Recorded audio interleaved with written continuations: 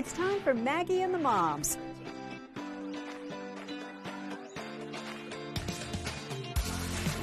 Sponsored by Tampa General Hospital.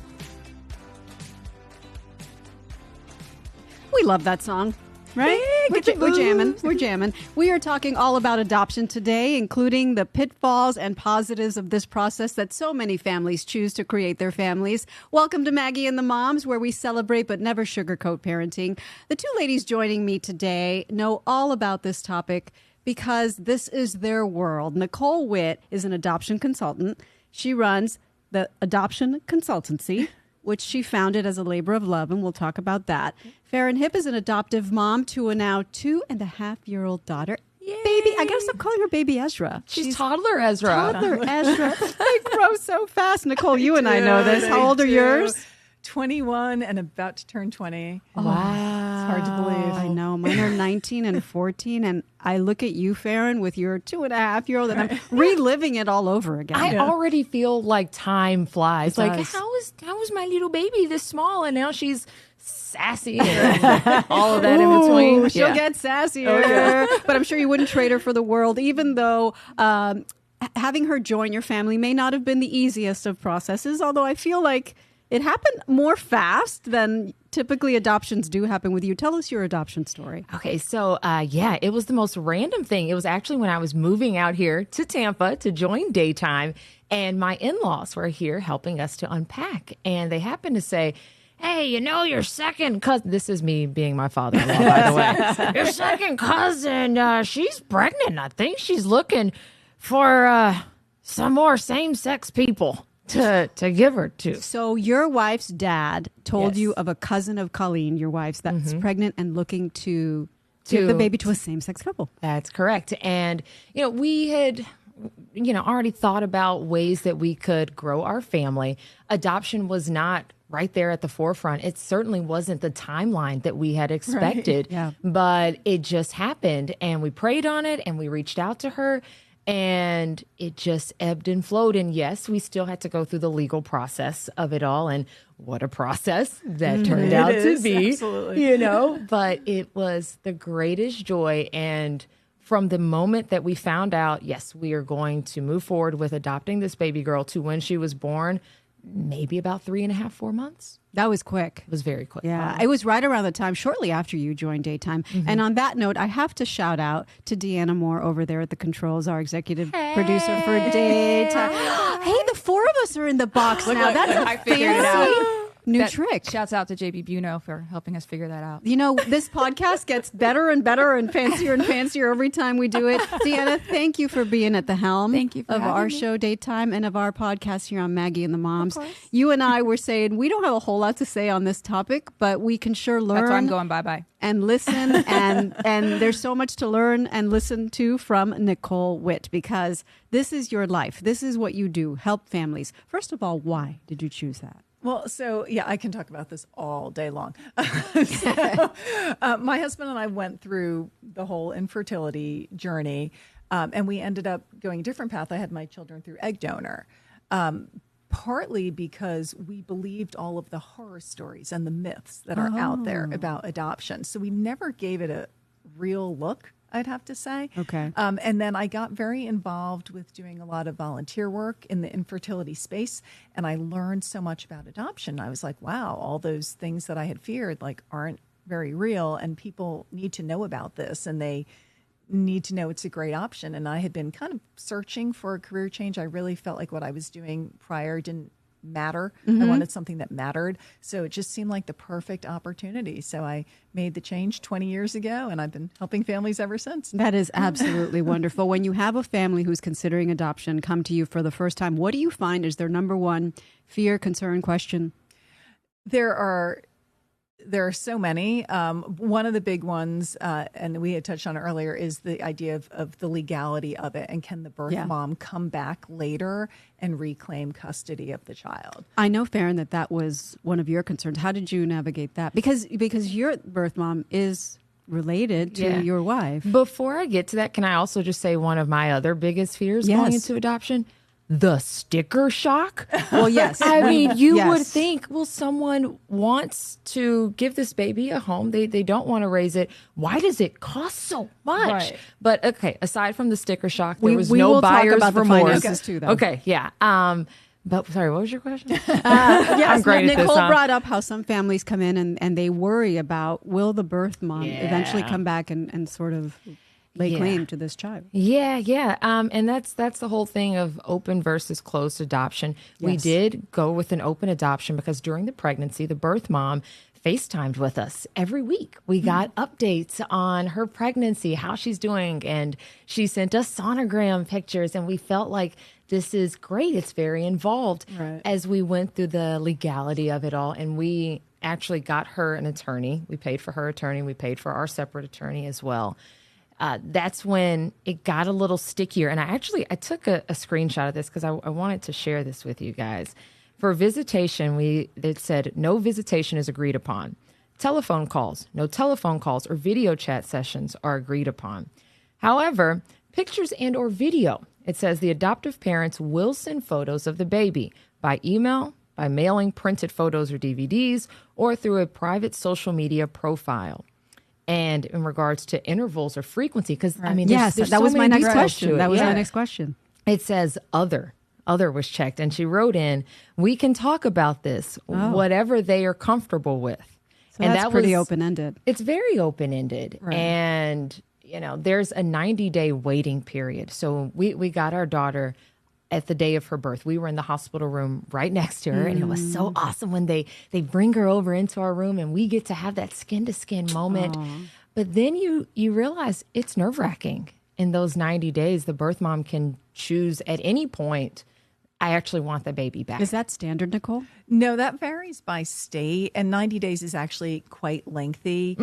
Usually, so Parents here- like, yeah. In Florida, for instance, the birth mom can't even sign the consent until either 48 hours after the birth or when she's leaving the hospital. Okay. But then once she signs, it's immediately irrevocable. So there's no window after that. So that's the one end of the extreme. And then there are some states longer than 90 days, but not that many. So that's kind of the other end of the extreme. And then you do have states with 7 days, 10 days, anything in between. So for 90 agonizing days. 90 very agonizing days. And the communication with her instantly dropped off. So we no longer know, what is she thinking? When we had that communication that was flowing so easily, it's like, well, I know how she feels. I know what she's processing, what her thoughts are. But then it goes silent. I mean, I got ghosted. And I wondered, well, what's going on? What's next? Is she considering something else? Her attorney, even though we paid for him, he's working for her now. attorney, and we have no communication with him anymore. And so there is that fear, but we got past it. So.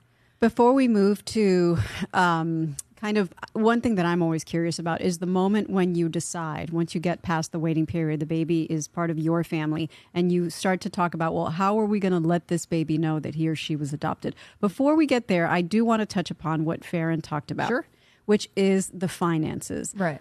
I'm willing to guess that most prospective adoptive parents have no idea the finances that are involved. Would you speak to that? Yeah, absolutely. It can be very expensive. There are lots of different ways to do it, but a typical agency adoption of a newborn these days runs somewhere in the 50,000s total. I'd say like low to high 50s. Yeah.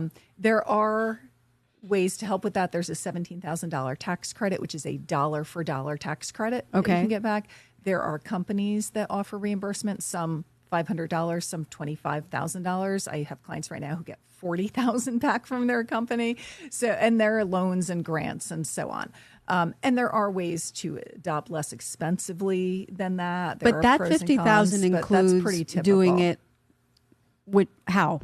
So that's like a typical, like through an agency. That includes the attorneys on both sides. Okay. That includes the birth mom's pregnancy related expenses, the agency's costs, the court filing fees, the court reporting fees. So it's all these things that add up to that. But when you go about choosing an agency that's right for you, Is that where someone like an adoption consultant comes in? Because I've read that you call yourself the wedding planner of adoptions. Right. Are those the kinds of decisions that you help these parents make?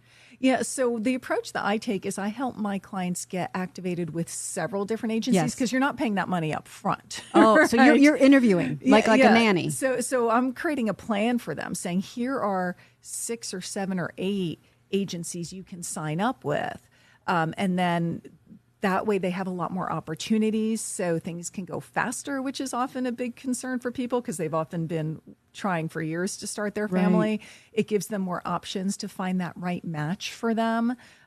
So yeah, we get them out there usually with several different agencies, not just one. And can you chime in also on how long the wait can be? Yes. Because I think that sometimes people are like, "Oh, I signed up. It's going to happen so soon." Right. But it does make sense that people should sign up with so many agencies because you don't know how long you could be waiting. Exactly. So I kind of start looking at time frame from once people are ready to be sort of presented to birth moms, right? Okay. Meaning that they're signed up with the agencies. They've created a profile, which is a visual representation of what they have to offer to the child. They've done their home study, right? Because everybody takes a different amount of time to get through all those pieces. They've done their, what'd you call it, home study? So that's Who does basically, that? it's a social worker, and it's basically a legal document that says you are allowed to adopt. Okay? So once they've done all of that, almost all of our clients these days adopt within a year. But again, that's with the approach of being out there with a lot of agencies. Okay. So that can make a difference, right? So people who are with one agency, there are some agencies that have more like 2-3 year wait times. It can be very lengthy. And is this for infants typically? Yes, it's almost always. Right. So that actually gets to another point you made that I wanted to get back to. You were talking about why does it cost so much when there's all these babies that need homes? The children that really need homes are the children in foster care. That's right. And that doesn't cost to adopt. So that's another way to go about it. But with adopting a newborn, there are literally people lined up. Right? Is it common or is it rare for things to, fall through, adoptions to fall through? It's not nearly as common as people fear, which is the good news. It does happen. I mean, I would say with the places I work with, it happens maybe 15-20% of the time. So it is a real risk of adoption, but it doesn't happen, like I said, as often as people think. I know a couple that happened to, and it was devastating. And I'm not trying to discourage anyone from going on this route because they already had a gender reveal party and they already were collecting gifts and they were so excited, similar to how we were in the hospital room next door. And it didn't work out. The birth mom held the baby, decided she wanted to keep it. It is beautiful when a birth mom does want to stay with their child. So I don't want to take anything away from birth moms. She always has that option. Always. Yep.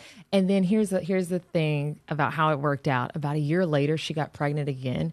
She skipped the whole process of going through an agency, went directly to them, and did have a child, gave it to them, and they saved a lot of money in that process of not going through the agency that second time. So you never know how things will work out. Things always work out one way or another. As devastating as those fall-throughs can be in the process, the right baby always ends up with the right family. Oh my gosh, it sure. always ends up how it's meant to be. Yeah, and you as somebody, I went through fertility issues as well. I had many miscarriages before I finally had my first child. And when I was going through the hard times, I was just thinking that you'll never get out of it, that you'll never be a mom, that you're never going to have a child, that maybe this isn't for you. And now looking back, I'm like, I have the children that God wanted me to have, and I went through the process that needed to be my process. And so I think that that's something that adoptive parents or any parent should keep in mind when they're launching on this journey. Right. Your journey is going to be your own journey. Exactly. And so when you finally have your children, if they're adopted, Farron, have you considered how you will make Ezra aware that she's adopted? Well, we are already laying the groundwork for it. I feel like because Ezra is in a family where there are 2 women, I think the questions about, well, where's daddy? Right. Those things will happen a lot sooner than some other families that, maybe it could be, these are your parents. So we have children's books that we already read to her. And one of the books is called Who's Your Daddy? It is actually by this Christian author that I love who adopted her daughter from Haiti. So she's a white lady, adopted a little black child. And so it goes through that whole kind of process. And you read it to her already? I've read it to her several times before. And daddy is daddy God. So he talks to you in different ways, but you can always talk to him and things like that. So it's just trying to put it out there. I think that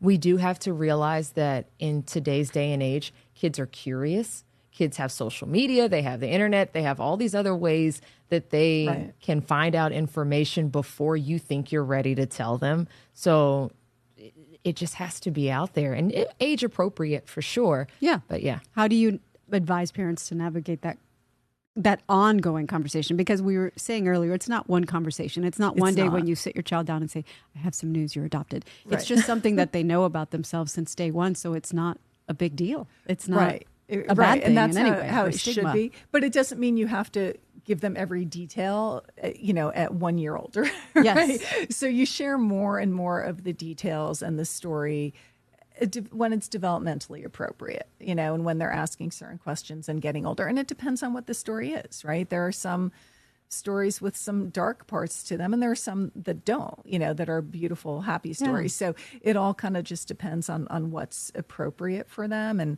what they're curious about and how often they want to talk about it. But I think it's really important that they know that it's always an open topic of conversation, right? It's never bad for them to bring it up. So if it's something that hasn't come up in even a few weeks or so, it can't be a bad idea to be like, oh, if they're, singing or something.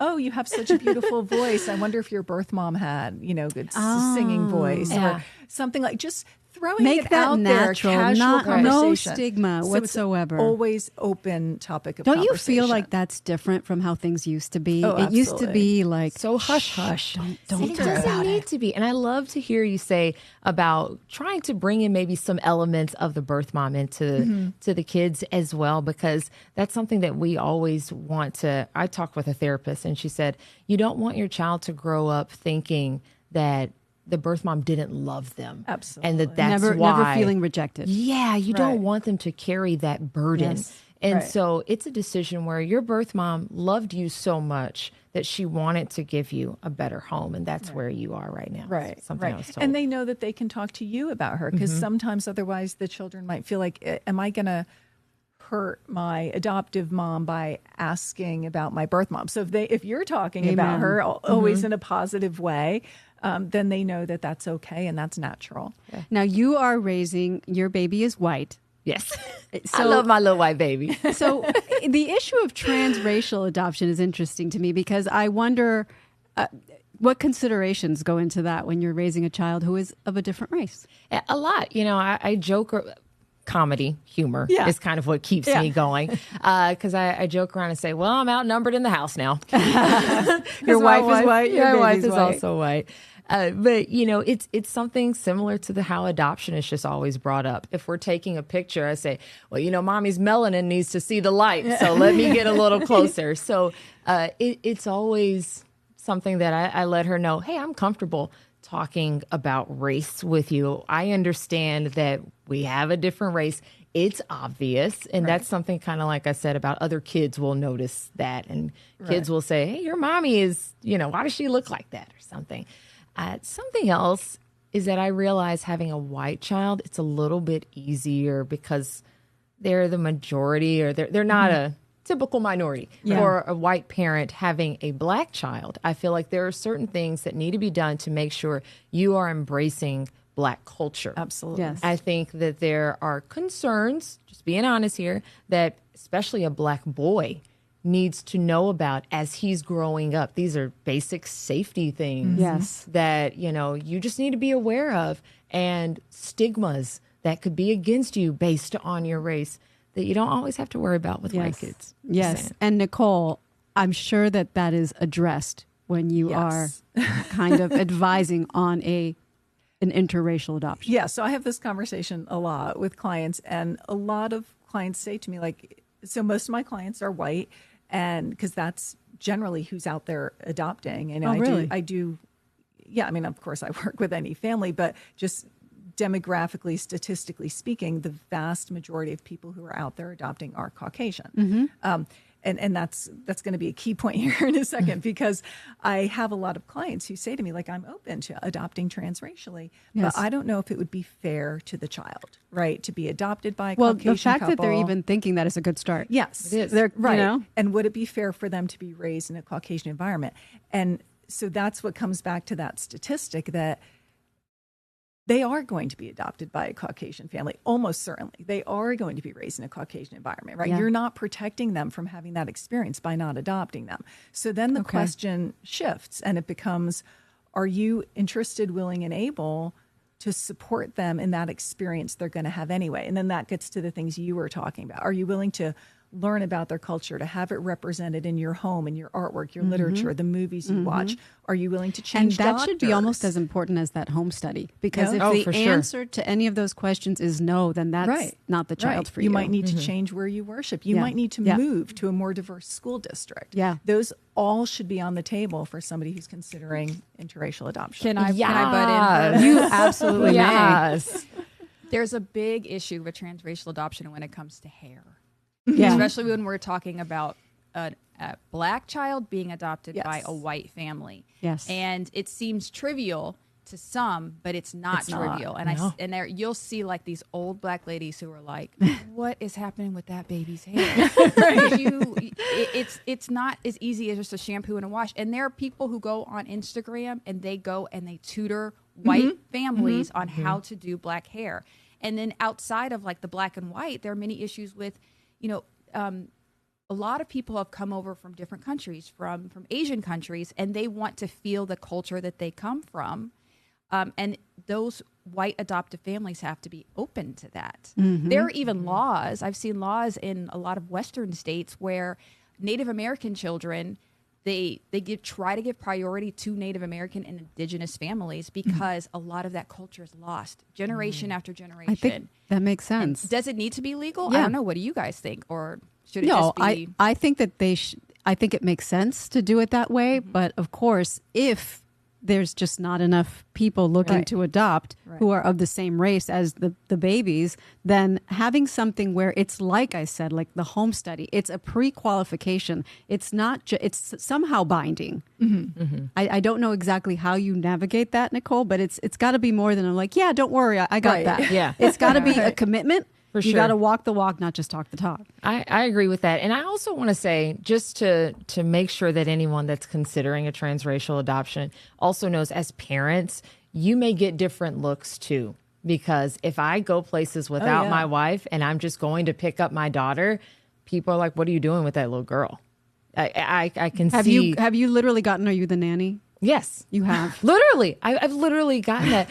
Oh, do you have any other shifts available? boy. Oh, my Other goodness. shifts? Oh, boy. Like, are you serious? what are No, the momming is a negative 24/7 looks? Like, do they job. think that you have kidnapped her? Well, especially, I mean, I have a 2.5-year-old right now. Sometimes she throws temper tantrums. Yeah. And I have to pick her up, and they just. And you can just see. And you sense that it's a negative thing? It's an apprehension. Or even if we go places and people ask questions about her, they don't even look at me. And it's like, I'm a mom too. You can really? ask me like, oh, she's so cute. How old is she? Or things like that. Like, it's hard. And I just want adoptive parents to know you have to have a little thick skin too. And going into I want this. people listening who are not adoptive parents to hear that, because that's why we do this, because that's something that maybe somebody wouldn't think of. But now that Right. they hear you say it, if they're ever in that situation, they're going to remember your words. And the questions and the comments And in the the- grocery yes. store, and the child hears your response. Yeah. Yes. And they hear the way that you respond. So those are things that's really important to prepare for, to know they're going to happen, and think about, how Right. do I want to respond to these comments and these looks that I'm going to get? If possible, when it's possible, I know it's not always possible, do you think it's important, especially if it's a transracial adoption, to have the child have contact with the biological family?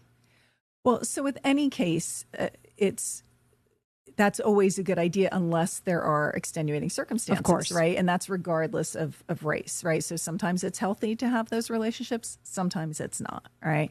But if there's no reason not to, then absolutely. But it goes beyond that too. It should be part of their community, right? All Again, of you that should- is decided at the outset, correct? Or does that change over time? Well, so usually it's interesting you had the contract, but the contracts are the minimum, right? So you can always go above and beyond that. So usually there's a relatively low bar in terms of the minimum ongoing contact, and then people kind of see how the relationship develops. More often than not, it does develop into more contact. This is something that always surprises people who are new to adoption, that all the studies show that down the road, it's actually the adoptive parents who want more contact than the Really? birth parents may at that Why? time. I could see that. Because once you're a parent and you love that child Yes. more than anything in the world, You and want that they're for them. asking you You want that for them. questions, you want to say, let's go get the answer. Let's go find out. That actually makes a lot of Yeah. sense. And again, coming from you, that removes the stigma or any concerns that the child might have about, I hope she doesn't think that I don't love her enough because Right. I'm looking for my Right. birth Right. mom. Yeah. Right. But even if the touchstone isn't the birth parent, I think, like you said before, Nicole, there has to be some sort of touchstone in the culture. Yes. Yes. Like you said, go Yes. into a black church. Yes. I think that every white adoptive family, or like Farron's case, if it's transracial, take yourself into the situation where you're the minority. Go to Yes. a black church Yep. or go somewhere just so you can experience what that child is about to experience for the rest of their life. I actually think every American should do this. Yeah. Just so that you can experience that. Wouldn't it be a life better is- place? And in my having opinion. some of the authority figures, seek out a doctor of their race, Yes. right? Yes. Other authority figures, and obviously friends in your social circle too. But you want them to have, impressive professional authority figures in their life of the same race as them. These, people that they can look up to, these racial mirrors that they can have. And at the end, if there is any concern, maybe on the adoptive, because you say that usually it's the adoptive parent who goes and seeks out the birth parents. But if there's ever a question inside their heart of letting the child get close to the birth mom, because what if they resent me or love her more? What do you advise? Well, it depends on what the openness has been all along. And that's one of the reasons why openness all along can be so great and so healthy, right? Because then it's not this moment of, let's go seek her out and now we have to figure out what it's going to be. It's Exactly. just one of the relationships in their life where the birth mom sort of takes on the role often as, just an extended family member, any other Yeah. extended family member. I And, like that. and so it's much more natural than that. And again, it's going to ebb and flow as every relationship does, but it just, you make it more of an organic thing. When you look into the future, what do you see in a perfect ideal situation with Ezra and her birth mom? In an ideal situation, I would love if when we go to visit her hometown in Grand Rapids, because all of my in-laws, that side of the family, they live there currently, we try to avoid the places where her birth mom will be. Not because we don't want to see her or to let her see Ezra, but because she doesn't want that communication not right ready. now. She's not ready. I would love if that was something where, hey, we go to Chuck E. Cheese. We're all together. Your mommy's, your birth mom. It's a safe place that she already knows, and you just play. And you get to see her and her run around for about 30, 45 minutes. Right. That would be something that I would like to have happen. It doesn't need to be forced. Right. But Right. just knowing that she's there. She's cool. Well, you are certainly going to raise her, already are raising her in a way that will make that possible and healthy and normal. Thank so you. if the birth mom comes around, then you will be ready Right. for that.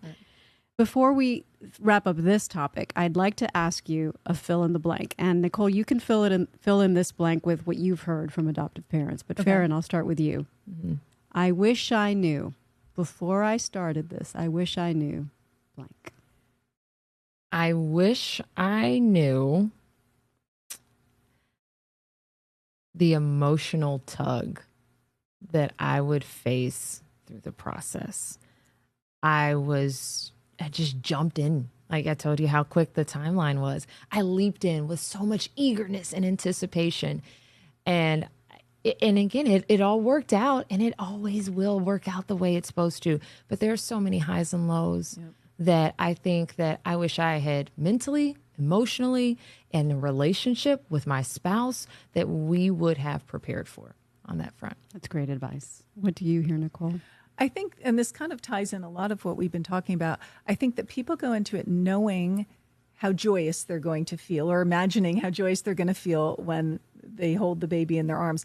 What they don't realize is how at that exact same moment, they're going to be filled with so much sorrow for the birth mom. Yes. And having those conflicting emotions that are both so strong. There's like at the there's exact grieving same involved, moment, really. really takes people by surprise and throws them.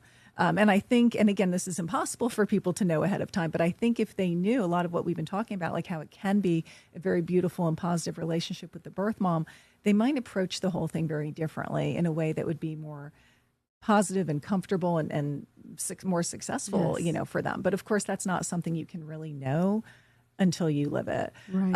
Hopefully listening to this, people will and what I can say from away. my experience, which also relates to adoptive parents, is that, as a mom of children who are not genetically related to me, like you will love that child more than you ever thought it was possible to love another human being, no matter how they have come to your family. It's not blood that makes family. It's not DNA. It's not DNA. Thank you. This was such a good one. Before we go, it's time for Ask Me Anything. All four of us, Deanna, answer the same question. Today, my question is, and I'll start with you, Ms. D. Oh, Yes. hot seat. Here we go. Let's go. What have you learned from your child or children? I have learned that I have to have multiple personalities. Do you know what I mean? Because they're different people, even though they're both girls and they're very close in age. I have to learn how to be one with one child and one way with another child. And so I feel like as moms, we're always doing too much anyway. But another thing I've had to add to my plate is just being a different mom for this child at this time, because this is what she needs at this moment. Yes. Oh my gosh. As a mother of two children who are polar opposites, me too. I am telling you that just because you raise children in the same household with the same parents does not mean they are the same person or need the same things. I'm so happy you said that, because you have to parent each child differently. I pulled that straight out of my bum. You know what? Then I am double impressed, because that was some deep stuff you pulled out of there. All right. Farron, what have you learned in 2.5 years from Ezra? Well, gosh, I got to be a little deeper. I was going to say the words to Moana because I watch it all the time. No, but I learned that you need to think outside of the box to have fun. And the reason I say that is because I see when we get Amazon packages and fun gifts in, and sometimes we take the gift out and she's over it in 2 seconds. But if it's a big enough box, that is what the prize is to her. She loves the box. You can play hide and seek. It's a house. It's a this. It's that, and you think outside of the box. It's the space that's around where you can have fun. It's not just about buying things, because for a while I was so busy with trying to get all the learning toys, get these that are stimulating. This will help with fine motor skills. Relax. I love that you know this already at 2. It took me so much longer. Yes, just get her a box and put paper in it of all different colors, all that recycled tissue paper that you keep from old gifts. I hold on to that stuff. Thanks, Maggie. And she'll just love that as much as any gift. Yeah. It's so funny. That's another good one. All right, Nicole. I would say I have learned that you can be really good at everything in your life, but not at the same time. And to give yourself grace for that, right? Someday you are doing great in your career. Someday you're the best mom. Other days you're beating yourself up on both fronts. Just give yourself grace. You can't do it all at the same time. I could not agree more. I've learned so much from both of them, but I'm going to go with something I've learned specifically from Daniela, my 19-year-old. I have learned from watching her live her life to be fearless. I don't know if she's actually fearless or if she faces her fears. she does not shy away from any challenge. She wants to have more friends. She will text every friend. She will go to every social gathering. She puts herself out there and is so incredibly courageous. In my 54 years, I don't have the courage that child has in 19 years of life. And I watch her and I think in so many ways I want to be more like Daniela. But the way that I watch her tackle life and tackle challenges and overcome every single time, man, I did something right. Although I don't think I can You take did a any lot of things I don't think I right. can take There any you go. credit though, because she was like born that way. She was just, I don't know. You made a determined. good one. You made two good ones, but yeah. Yes, we make good kids if we invest the time and we give them the love, Right. and that's what we all do, regardless of whether there are biological children. Ladies, thank you. I loved this conversation. This Thank was you. great. Thank you so Yeah, much. Appreciate it. And everybody, if you want to replay it, listen on Spotify, Apple Podcasts, anywhere you get your podcasts. Watch us on YouTube or on WFLA Now. Adios.